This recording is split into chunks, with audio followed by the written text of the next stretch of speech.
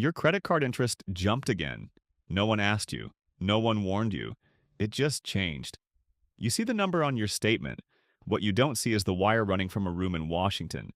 When the Federal Reserve moves one lever, your mortgage shifts, your car payment shifts, your credit card shifts, not randomly, not emotionally, mechanically.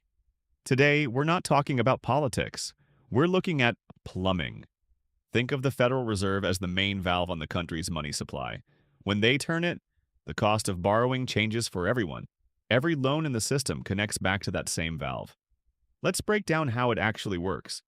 Money isn't free, it's rented, and the Fed sets the base rental price. When they tighten the valve, less money flows.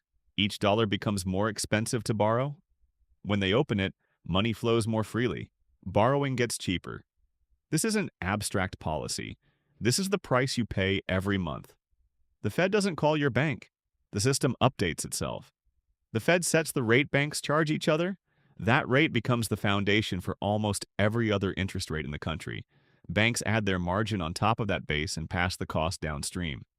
Your credit card rate isn't a personal decision. It's tied to the valve. Prime moves with the Fed. Your APR moves with Prime. You don't get a vote. You get a statement. Let's look at your mortgage.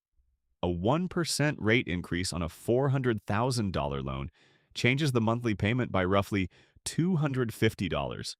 That's $3,000 a year. That's a vacation. That's daycare. That's your emergency fund disappearing. This is why locking in a rate matters. You're protecting yourself from the valve moving. And here's the belief most people miss. A house isn't priced in dollars.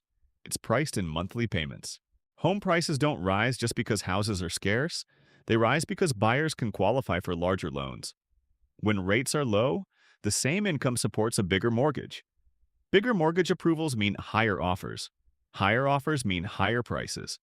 Not because sellers suddenly got greedy, because financing changed.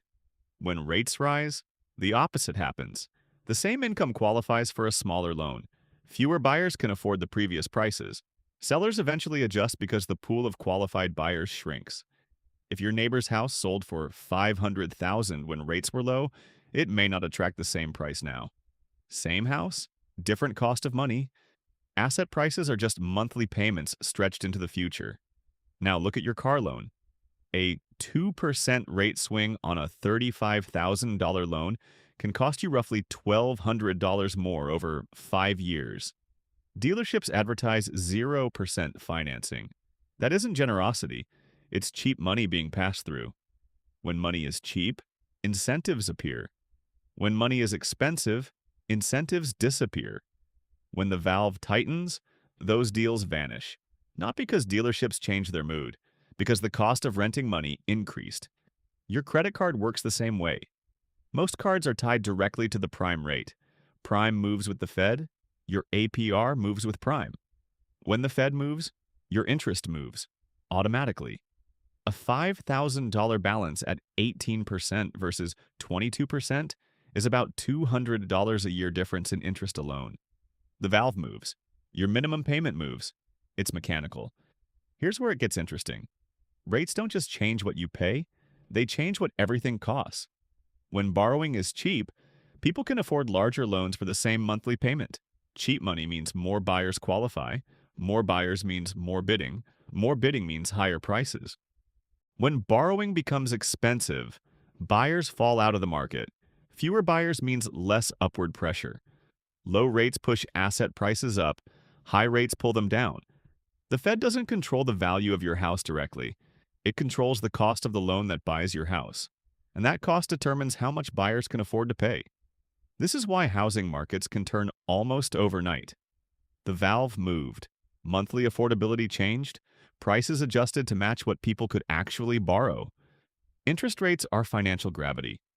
You can't see them, but everything falls toward them. When gravity changes, the weight of your payments changes. The Fed doesn't control you. It controls the price of money, and the price of money controls the system. And you live inside that system. Understanding the valve means you stop feeling surprised when your payments change. You see the wire, you understand the mechanic, you know why your credit card jumped and why your neighbor's house may sell for less. The lever moves. The system responds. Your wallet feels it. If you found this useful, hit like, subscribe, and turn on notifications for more simple explanations.